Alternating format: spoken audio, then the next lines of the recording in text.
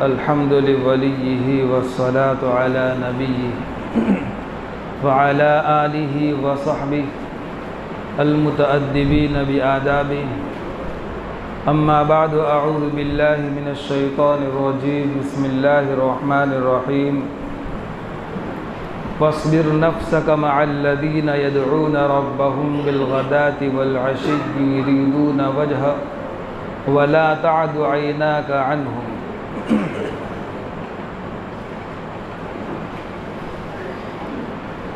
नबी अकरम सल्लल्लाहु अलैहि वसल्लम से मक्का के काफिरों ने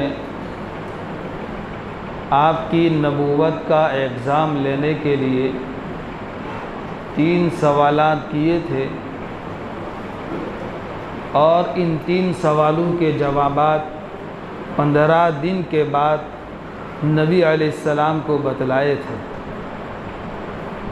चुनांचे इनमें से एक जवाब अस्हाबे कहफ की शक्ल में वो पूरा किस्सा गुज़श्ता मजलिसों में मुकम्मल हुआ और दूसरे सवाल का जवाब सूरह बनी इसराइल जो 15वें पारे के शुरू की सूरत है उसमें आएगा और तीसरे सवाल का जवाब इसी सूरह कहफ के आखिर में ज़ुल्करनैन बादशाह की शक्ल में आएगा।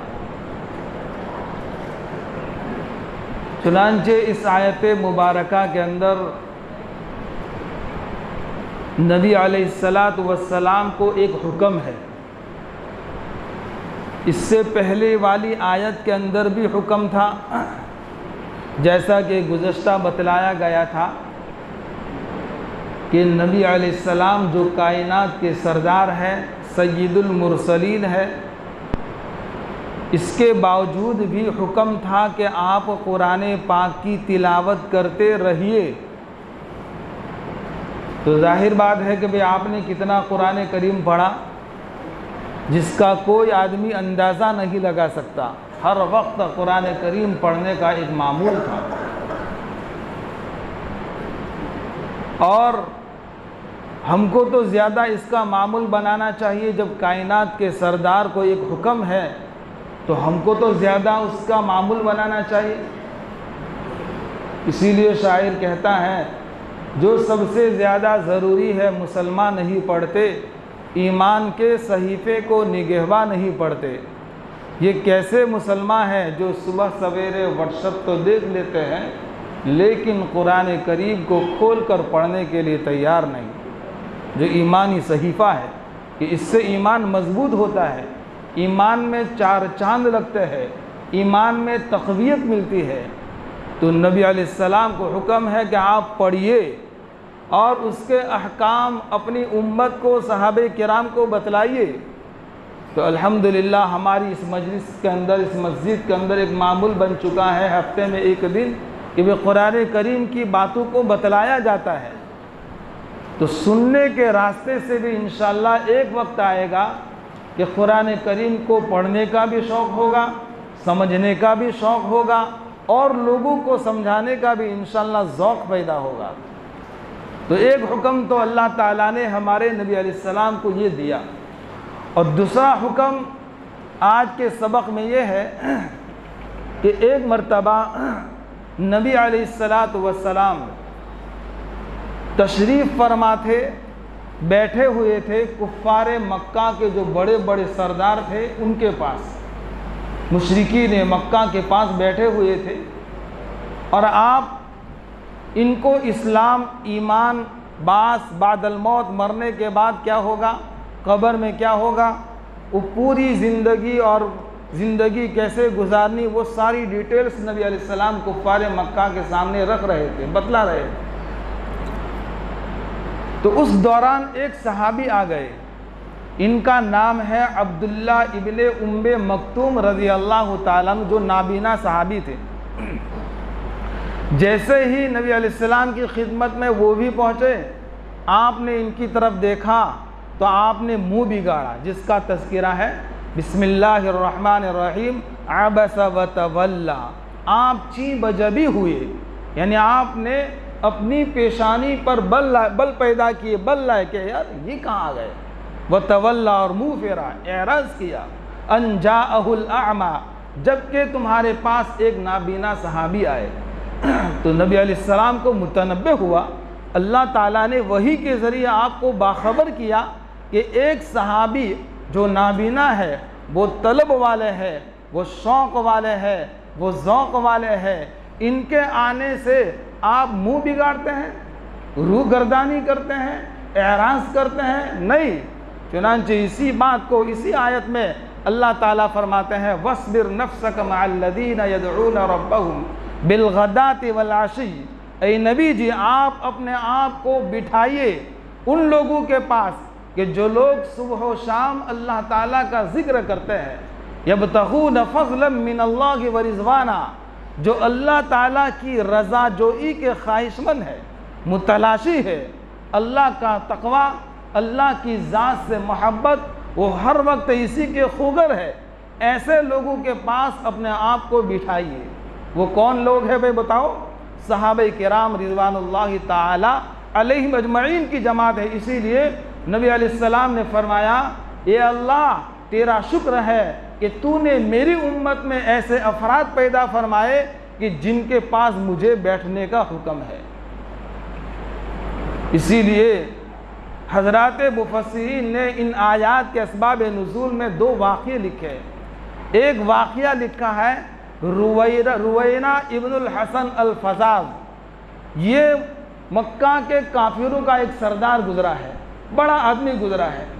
एक मर्तबा नबी अलैहिस्सलाम की खिदमत में वो भी पहुँचा और उसने देखा कि यार सलमान फ़ारसी वो बैठे हुए हैं और हज़रत सलमान फ़ारसी रज़ी अल्लाह तआला अन्हु की ज़िंदगी बड़ी कठिनाई के साथ गुज़र रही थी, बड़ी मुश्किलात से गुज़र रही थी और हर वक्त फाकों पर फाके रहते थे।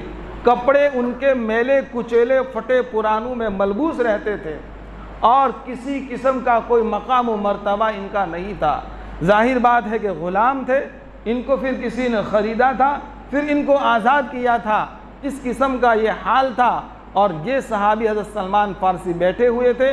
तो रुयैना इब्नुल हसन फ़राज कहने लगा कि ए नबी जी, हम आपकी मजलिस में इसीलिए नहीं आते क्या आपके पास तो ये गरीब लोग बैठते हैं, निचले दर्जे के लोग बैठते हैं। इसीलिए हज़रत नूह अलैहिस्सलातु वस्सलाम की कौम के जो सरदार, जो बड़े लोग थे, वो हज़रत नूह अलैहिस्सलाम को कहा करते थे, मा नराका तबअका इल्लल्लज़ीना हुम अरादिलुना बादियर रअ। हम आपकी कैसे पैरवी करें, हम आपकी कैसे इत्तिबा करें? क्या आपके पास तो गरीब किस्म के लोग बैठते हैं, नादार किस्म के लोग बैठते हैं, हम आपके पास कैसे आए? तो उसी ने, उस सरदार ने नबी अलैहिस्सलाम को ये बात कही और फरमाया कि ए नबी जी, या तो आप यूँ करें, इसी बात को उमैया इब्नुल खलफ अल जुहमी उसने भी कही थी, कहा कि ए नबी जी, अगर आप दीन की बात हम तक पहुंचाना चाहते हैं, हमको राह रास्त पर लाना चाहते हैं, तो हमारे लिए अलग मजलिस कायम करें, हमको अलग बिठाए, इनको अलग बिठाए। अल्लाह तबारक व तआला ने नबी अलैहिस्सलाम को हुक्म दिया कि नहीं नबी जी, ये तो उम्मीद है इनकी कि ये ईमान लाएंगे, इस्लाम लाएंगे, लेकिन जो हकीकतन ईमान वाले हैं, इनको छोड़ करके आप इनकी तरफ मुतवज्जह नहीं हो सकते। और इनका काम है हर वक्त एतराज़ करना और दीन के कामों में खलल डालना, और जो लोग दीन की राहों पर आ रहे हैं उनमें रुकावट डालना, इनका ये काम है। चुनांचे नबी अलैहिस्सलाम को अल्लाह ताला ने फरमाया कि जो लोग सुबह शाम ज़िक्र करते हैं उनके पास अपने आप को बिठाइए। चुनांचे इसी वजह से हज़रात मुफस्सिरीन ने कहा कि भाई हम में से हर कोई उलमाए किराम की सहबत में जाए, बुज़ुर्गों की मजलिस में जाए, अहले दिल लोगों के पास आए, जिनके दिलों में दीन का दर्द है, शरीयत का दर्द है, उनकी सहबत में बैठे। ये तो रोशनी की तरह है, दीवे की तरह है कि उसकी रोशनी दीवार पर पड़ती है तो जाहिर बात है कि उसका अक्स सामने वाले पर भी पड़ता है। तो ऐसे लोगों के पास बैठे, ऐसे लोगों को करीब करे, इनको अपने से दूर न करे। अल्लामा तफ्ताज़ानी रहमतुल्लाह अलैह बहुत बड़े बुजुर्ग गुजरे हैं, माशाअल्लाह मदरसे के तलबा भी है। इनके मुतालिक एक किस्सा है। कि ये पढ़ने में बहुत गरीब, बहुत कमज़ोर थे, तही दस्त और बिल्कुल हर एतबार से कमज़ोर थे। इनको सबक याद नहीं होता था। रोज़ाना मेहनत करते, मशक्क़त करते, सबक को याद करते, लेकिन याद नहीं रहता था। चुनांचे एक मरतबा साथियों ने कहा कि भाई तफ्ताज़ानी आज तो अपने खेलने के लिए मैदान में जाते हैं। अरे भाई मुझे सबक याद नहीं होता, मैं कैसे खेलूँगा? मैं खेलने के लिए नहीं आया, मैं तो पढ़ने के लिए आया हूँ, मैं तो पढ़ के ही रहूँगा। लेकिन उसके बावजूद तलबा साथी कहते हैं तुमको याद तो होता नहीं खामोखा इसके पीछे। उसके बाद कुछ साथी और आए, कहा कि भाई चलो आप तो ज़रूर इस मरतबा आपको चलना ही पड़ेगा। तो वो चले और फिर उसके बाद ज़रा दूर जंगल में गए तो नबी अलैहिस्सलातु वस्सलाम बैठे हुए थे। कहा कि भाई तुम क्यों नहीं आ रहे थे? मुझे सबक याद नहीं हो रहा था। अच्छा, तो आपने अपना लुआब मुबारक इनके मुंह में रखा। दूसरे दिन उस्ताद के सामने हर बात का एतराज़, हर बात में सवाल करना जब इन्होंने शुरू कर दिया तो जो ज़हीन तलबा थे, होशियार तलबा थे, वो मजाक करने लगे। इनको आता जाता नहीं है और उस्ताद को सबक में रोक रहे हैं, इधर उधर के सवालात कर रहे हैं। तो उस्ताद समझ गए कि तफ्ताज़ानी वो नहीं है जो पहले थे, इसलिए कि ये बदल चुके हैं। पूछा क्या बात बनी? कहा कि ख्वाब में नबी अलैहिस्सलातु वस्सलाम ने मुझे अपने पास बुलाया और अपना लुआब मुबारक मुझे अपने मुंह में डाला, जिसकी ये बरकत है कि मैं अल्हम्दुलिल्लाह अब सबक को अच्छी तरह याद कर लेता हूँ। और माशाअल्लाह मुख्तसरुल मानी अक़ीदत, ये जो बड़ी बड़ी किताबें जो दारुल में पढ़ाई जाती है, ऐसी किताबें हज़रत ने लिखी है। खैर, तो अल्लामा तफ्ताज़ानी इनको तैमूर लंग बादशाह ने बुलाया अपने दरबार में, और ये अपने ज़माने का बड़ा ज़बरदस्त हाकिम गुजरा है। लंग इसलिए कहा जाता है कि एक पग से लंगड़ा था, एक पग से माजूर था, इसलिए इसको लंग कहा जाता है, तैमूर लंग कहा जाता है। चुनांचे वो पैर को मोड़ करके नहीं बैठ सकता था, पैर ऐसे लंबा करके बैठता था। तो वो बैठा हुआ था, इतने में अल्लामा तफ्ताज़ानी भी पहुँचे और अल्लामा तफ्ताज़ानी के लिए सामने तख्त रखा गया और वो भी बैठे। तो अल्लामा तफ्ताज़ानी भी बिल्कुल उसी तरह पैर को फैला करके बैठ गए। तो तैमूर लंग कहने लगा, अरे अल्लामा तुम क्यों ऐसे बैठे हो? तो कहा कि तुम बैठे हो? कहा कि यार मैं तो माजूर हूँ। तो कहा कि तुम अकल से भी माजूर हो और पैर से भी माजूर हो। मैं अकल से माजूर नहीं हूँ, मेरे पास इल्म है। आप पैर को मेरी तरफ फैला करके मेरे इल्म की तौहीन करते हो, मैं इल्म की तौहीन को बर्दाश्त नहीं करूँगा। तो ऐसे भी उलमाए हक़ है जो बबांगे दुहल ऐसे लोगों को कह देते हैं, जिनको हक़ उलमा कहा जाता है, बरहक़ उलमा कहा जाता है। दोस्तों, ऐसे उलमा की कदर की जाए, उनकी सहबत में जाया जाए और अपने बच्चों को उनके हवाले किया जाए कि इंशाअल्लाह गैर महसूस तरीक़े से एक बदलावा हम अपने बच्चों की और अपने जवानों की ज़िंदगी में महसूस करेंगे। इसीलिए नबी अलैहिस्सलातु वस्सलाम को हुक्म था कि आप ऐसे लोगों के पास अपने आप को बिठाए रखिए, युरीदून वजह, जो अल्लाह की ज़ात के ख्वाहिशमंद है, जिनके दिलों में अल्लाह का तक़वा है, जिनके दिलों में अल्लाह का खौफ है, ये लोग आखिरत को चाहते हैं। वला तादु ऐनाका अन्हुम, आप अपनी शफ़क़त निगाह को उनसे मत फेरिए, इनसे न हटाइए, आप इनको अपनी मजलिस से मत हटाइए, क्योंकि यही अल्लाह ताला के मकबूल बंदे हैं। युरीदु ज़ीनतल हयातिद दुनिया, क्या आप दुनिया की ज़िंदगी की रौनक को चाहते हैं, दुनिया की ज़िंदगी की ज़ेबो ज़ीनत को चाहते हैं? यहाँ दरअसल खिताब नबी अलैहिस्सलाम को किया गया, लेकिन तंबीह उम्मत को की गई है कि भाई हम लोग दुनियावी ज़िंदगी की रौनक के मुतलाशी न रहे, बल्कि हमारा मतमहे नज़र क्या होना चाहिए भाई? आखिरत। हम तो आखिरत ही के लिए पैदा किए गए हैं और आखिरत को संवारने के लिए अल्लाह के रसूल सल्लल्लाहु अलैहि वसल्लम की बातें और अल्लाह ताला की बातें। वला तुति मन अग़फ़लना क़ल्बहु अन ज़िक्रिना, जिन लोगों के दिलों को हमने हमारी याद से गाफिल कर दिया, आप इनकी बातें न माने, आप इनका कहना न माने। अगरचे ये लोग कहते हैं कि हमारे लिए अलग मजलिस कायम करें, इनको अपनी मजलिस से दूर करें, नहीं, आपको उनकी बातें माननी नहीं है। अगर मानेंगे तो दूसरी जगह कुरान करीम में अल्लाह ताला ने फरमाया कि अगर आप मानेंगे तो आप ज़्यादती करने वालों में शामिल हो जाएंगे। वत्तबअ हवा, कि जो लोग अपनी ख्वाहिश के पैरोकार है, अपनी ख्वाहिश को इन लोगों ने बुत बना लिया। वकान अम्रुहु फुरुता, और इनका मामला हद से बढ़ने वाला है। हद से गुजरने वाला है, आप इसलिए इनकी मजलिस में न बैठे। फिर आगे फरमाया वक़ुलिल हक़्क़ु मिर रब्बिकुम, कह दीजिए कि हक़ तुम्हारे रब की तरफ से आ चुका है।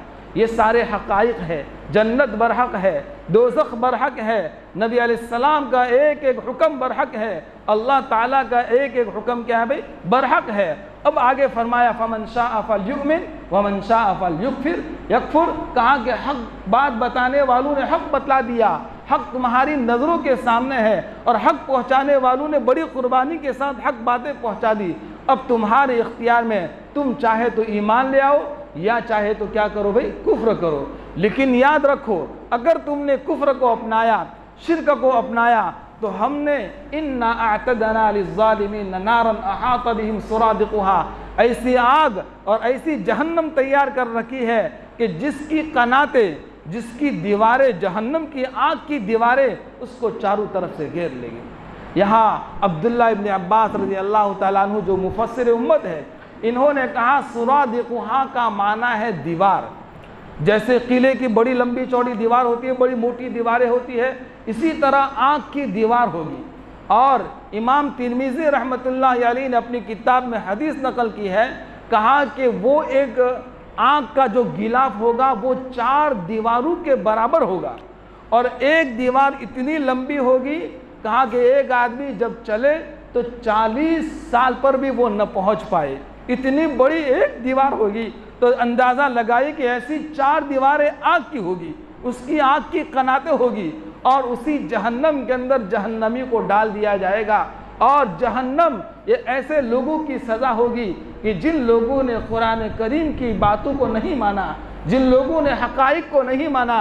आज भी मुसलमानों में वो तबका मौजूद है जो शक का शिकार है, जो शुबहा का शिकार है। नहीं दोस्तों, ये सारे हक़ाइक़ है, ये अल्लाह की ज़ात से निकला हुआ कलाम है। अल्लाह ने फरमा दिया, अगर तुम नहीं मानोगे तो हमेशा हमेशा की जहन्नम तुम्हारे लिए तैयार है, और उसकी आँख की कनाते और उसकी लपटें इतनी बड़ी लंबी होगी और इतनी मोटी होगी कि उस आँख के अंदर आदमी को डाला जाएगा।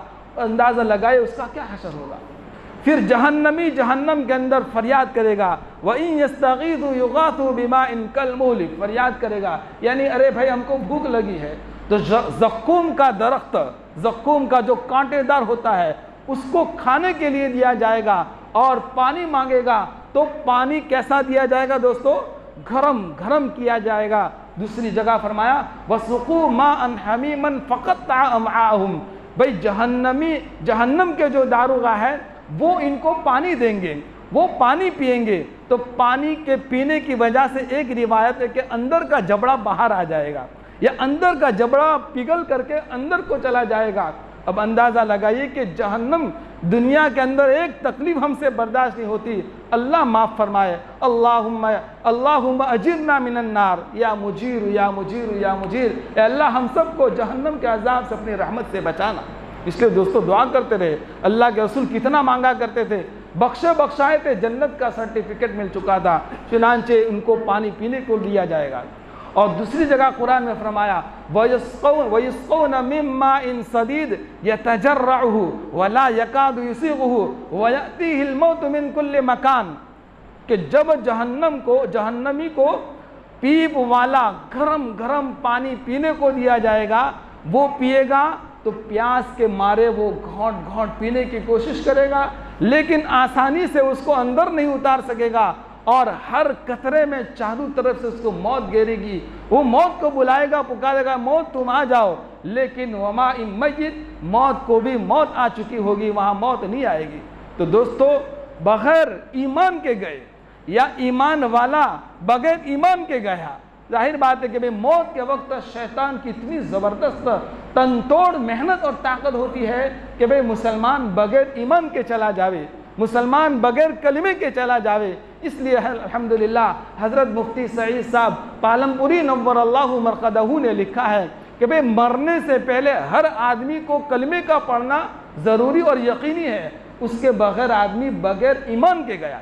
तो हज़रत ने उसमें यह भी लिखा है कि बाज़े दफ़ा मरने से पहले आदमी बीमार हो जाता है, और बुरी तरह बीमार हो जाता है, और उसी बीमारी की हालत में अल्लाह ताला उसकी रूह कब्ज़ करते हैं। क्यों?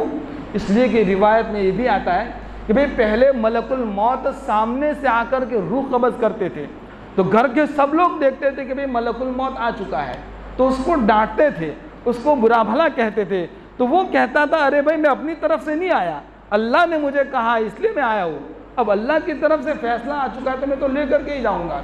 इसलिए फिर अल्लाह ताला ने ये आसानी कर दी कि भाई मौत के फरिश्तों को हटाया और फिर उसके बाद बीमारियों को लाहिक कर दिया, और इसी बीमारी में आदमी का आखिर में क्या हो जाता है, इंतकाल हो जाता है। तो खैर, तो बीमारी से पहले अगर आदमी कलिमा पढ़ लेगा तो फरमाया कि इंशाअल्लाह यही कलिमा उसको आखिरत में काम आएगा।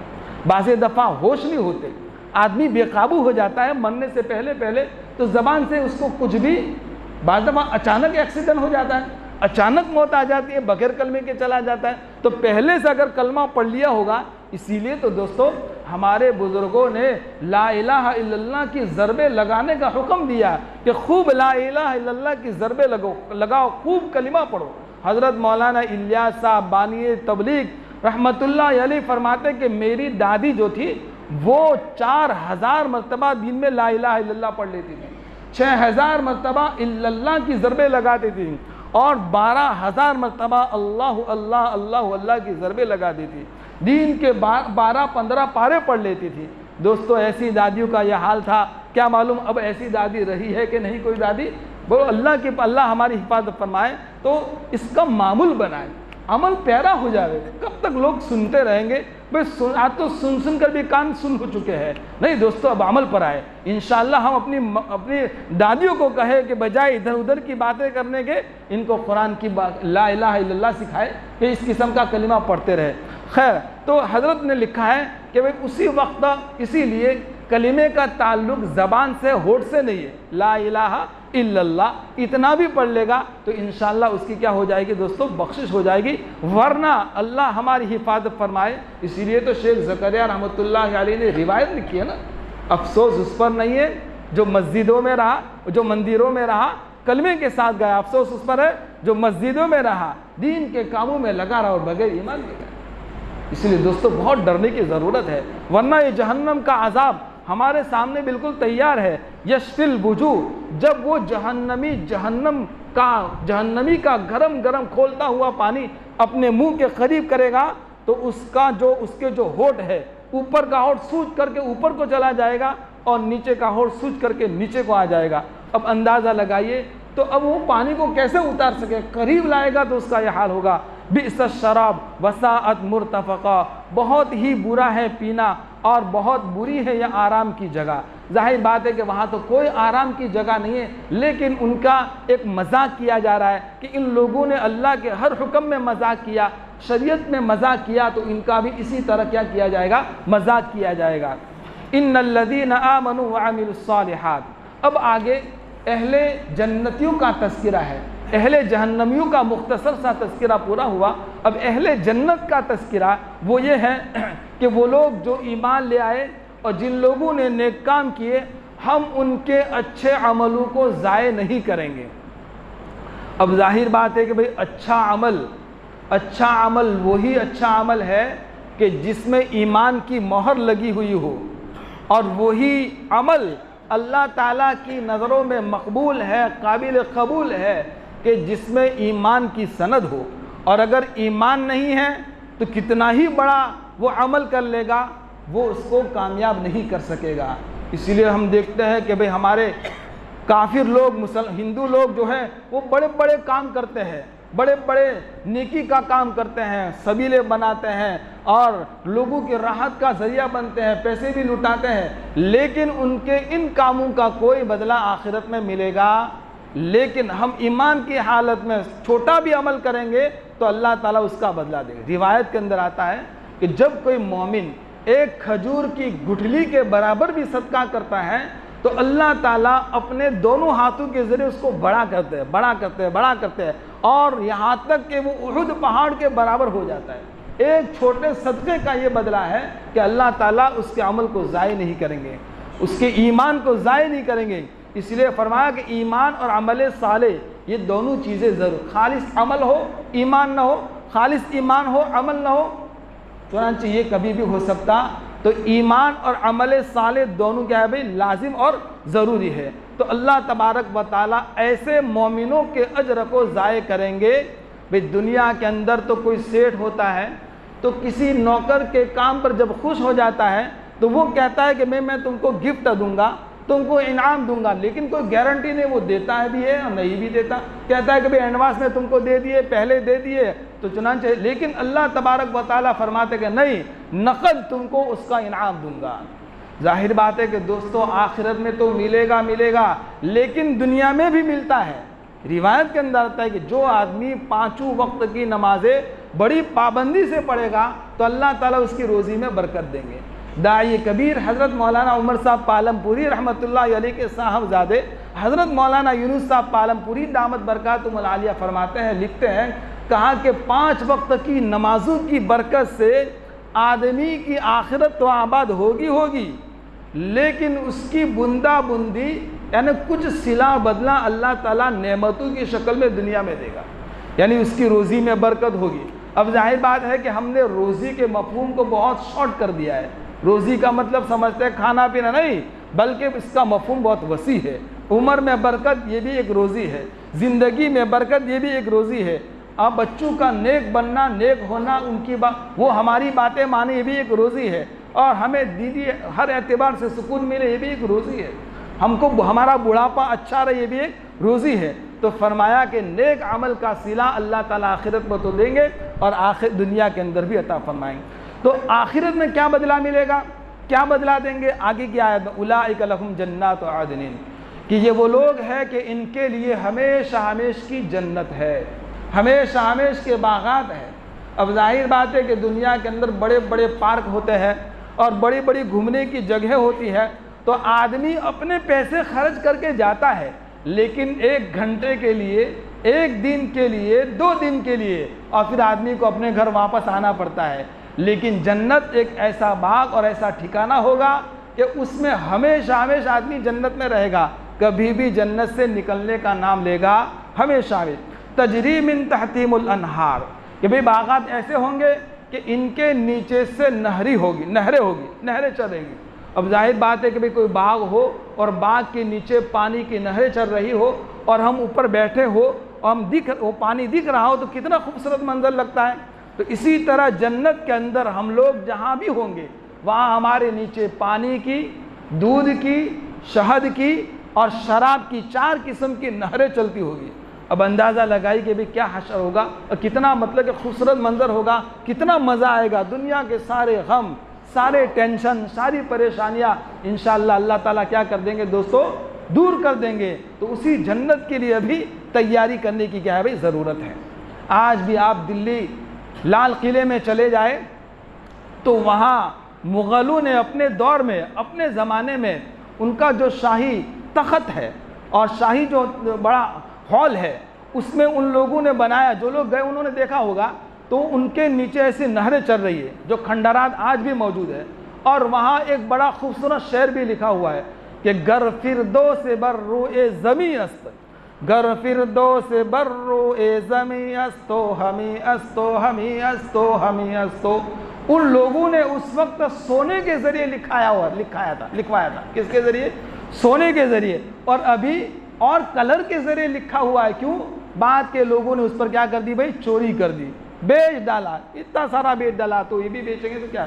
तो उसको खूबसूरत लफ्ज़ों में और फारसी ज़बान में लिखा है, गर फिरदो से बर्रो-ए ज़मी अस्त। इन लोगों ने सोचा और इन लोगों ने अपना जो किला बनाया वो कुरान को सामने रख कर के बनाया। कुरान के अंदर, जन्नत के अंदर अल्लाह तबारक व तआला हर एक को ऐसी जन्नत अता फरमाएंगे कि उसके नीचे से बोलो शराब की, शरबत की, हर एक की नहरें होगी।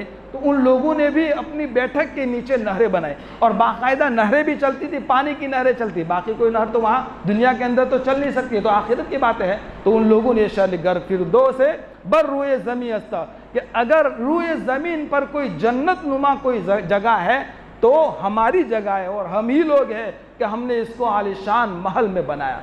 अब दोस्तों 550 साल इन लोगों ने हुकूमत की। कितने साल?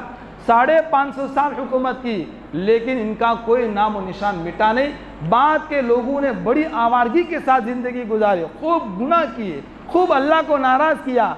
अल्लाह ने फरमाया तो कि तुम ज़मीन की हुकूमत के लायक नहीं हो, चुनांचे ये हुकूमत दूसरों को दी और दूसरों से लड़ करके हमने ली। अब ये लोग चाहते हैं कि भाई हमको अलग कर देवे। लेकिन दोस्तों याद रखें कि इस मुल्क की कुर्बानी के लिए सबसे ज़्यादा अगर किसी ने कुर्बानी दी है तो हम ही लोगों ने कुर्बानी दी है। खैर मज़मून बदल जाएगा। युहल्लौना फ़ीहा मिन असाविर मिन ज़हब, और एक और नेमत जन्नत के अंदर हर जन्नती को सोने का कंगन पहनाया जाएगा। अब जाहिर बात है कि भाई 20-25 साल पहले मुफस्सिरीन को सवाल होता था कि भाई कंगन, देखो कंगन जैसे एक तो चूड़ी होती है, चूड़ी एकदम बारीक होती है, और कंगन ज़रा कुछ मोटे होते हैं, जिसको हम गुजराती ज़बान में पाटला कहते हैं, है ना, पाटले, तो वो इसको उर्दू ज़बान में कंगन कहते हैं। तो जन्नत के अंदर अल्लाह ताला हर जन्नती को क्या पहनाएंगे भाई? कंगन पहनाएंगे। तो 20-25 साल पहले मुफस्सिरीन को सवाल होता था कि भाई औरतों को तो कंगन पहनाया जाएगा, कंगन पहनाए जाएंगे, लेकिन मर्दों को कैसे पहनाया जाएगा? तो फरमाया कि नहीं, उनको भी पहनाया जाएगा। लेकिन आज के दौर से, आज के ज़माने से इनको भी ये बात समझ में आ गई कि भाई हमारा नौजवान तबका चैन पहनता है और कभी क्या बनता है, कड़ा पहनता है, तो ये खूबसूरती के लिए, जीनत के लिए पहनता है। तो बिल्कुल इसी तरह जन्नत के अंदर भी अल्लाह ताला मर्दों को भी कड़ा पहनाएंगे, मर्दों को भी, वो भी सोने का कड़ा पहनाएंगे। दुनिया के अंदर सोने के लाइन की तमाम चीज़ें मर्दों के लिए क्या है दोस्तों? हराम है। न सोने की चैन पहन सकता है, न सोने की घड़ियाल पहन सकता है, न सोने के बटन पहन सकता है, और न सोने की अंगूठी पहन सकता है। सोने की लाइन की तमाम चीज़ें मर्दों के लिए क्या है भाई? हराम है, और औरतों के लिए पूरी तरह क्या है भाई? जायज़ है। लेकिन चांदी के बारे में भी बिल्कुल इसी तरह कि भाई उनके लिए भी सारी चीज़ें हराम है, लेकिन एक चीज़ हलाल है, वो क्या? अंगूठी। चांदी की अंगूठी मर्द पहन सकता है, लेकिन याद रखे कि 4.25 ग्राम होनी चाहिए। 4.25 ग्राम से ज़्यादा पहनेगा ये हराम है, उस सूरत में उसकी नमाज भी होगी नहीं। इसलिए फरमाया कि भाई सोने की तमाम चीज़ें मर्दों के लिए हराम है, और चांदी की भी हराम है, लेकिन चांदी की अंगूठी मर्द पहन सकता है, मर्द के लिए इजाज़त है, लेकिन कितनी? 4.25 ग्राम, उससे ज़्यादा नहीं। लेकिन दूसरी चीज़ें जैसे हार, जैसे बारीक हार पहनते जवान तबका पहनता है, और इसी तरह आज तो ऐसी फैशन पैदा हो गई है कि भाई कान के अंदर भी बुट्टी पहनते हैं। जवान आदमी कान के अंदर बुट्टी पहनते हैं। औरतों ने हमारा लिबास ले लिया और हमने इनका ले लिया, हमारा इनका दे दिया, अदल बदल कर दिया कि भाई हमारा लिबास औरतें पहनते हो गई और इनका बोलो मर्द लेने वाले बन गए, और अपने कांटों में इस किस्म की चीज़ें पहनते हैं। तो फरमाया कि चांदी किला और हर किस्म की जो धात है, लोहा है, तांबा है, पीतल है, अनमिली जो भी है, वो तमाम चीज़ों की अंगूठियाँ मर्दों के लिए, कड़े वगैरह, चैन वगैरह, वो सब क्या है दोस्तों? दुनिया के अंदर हराम है। वो सारी चीज़ें जो हराम है, वो तमाम चीज़ें अल्लाह ताला जन्नत के अंदर क्या फरमा देंगे भाई? हलाल फरमा देंगे और जायज़ फरमा देंगे। चुनांचे इंशाअल्लाह आइंदा की मजलिस में औरतों के ज़ेवरात के मसाइल के मुतालिक इंशाअल्लाह तफसीली बात आएगी कि भाई औरतें कौन से ज़ेवरात पहन सकती है और कौन कौन सी चीज़ें वो पहन सकती है, नहीं पहन सकती, वो सारी तफसील इंशाअल्लाह। और फिर जन्नत में जन्नती का लिबास कैसा होगा वो सारी, और किस अंदाज से वो बैठे होंगे वो सारी बातें आएगी। और फिर उसके बाद 2 आदमियों का किस्सा आएगा, 2 आदमियों का, एक गरीब आदमी है और एक मालदार आदमी है, एक मोमिन है और एक काफिर है। उन दोनों का किस्सा भी इंशाअल्लाह आइंदा की मजलिस में आएगा। अल्लाह तबारक व तआला इन चंद बातों पर हम सबको अमल करने की तौफीक अता फरमावे। अल्लाह ताला हमारे तमाम मरहूमीन के बेचारे इंतज़ार कर रहे हैं, इनकी मग़फ़िरत फरमावे। अल्लाह इनकी क़ब्र को नूर से मुनव्वर फरमाए। अल्लाह इनके दर्जात को बुलंद फरमाए। अल्लाह ताला हमारे मुल्क में कामिल तौर पर अमन व अमान की हवाएं चला दे। यकसा सिविल इंफॉर्म कोड के बारे में जो बातें चल रही हैं दोस्तों, शिद्दत के साथ हम सबको उस पर अमल करने की ज़रूरत है। दोस्तों हम जो जमीयत उलमा हिंद मुस्लिम पर्सनल लॉ बोर्ड जो जिस लाइन की हमें हिदायत दे रही है, उनकी हिदायत पर कान धरे, अमल करें कि इंशाअल्लाह इनका हम साथ देंगे तो गोया कि हमने शरीयत का साथ दिया, कुरान का साथ दिया, और फिर इंशाअल्लाह कोई भी आदमी इस किस्म की हरकत आइंदा कर सकेगा नहीं। अल्लाह तबारक व तआला हमें हर एतबार से माला माल फरमावे, दुनियावी एतबार से और उखरवी एतबार से। व आखिर दावाना अल्हम्दुलिल्लाहि रब्बिल आलमीन।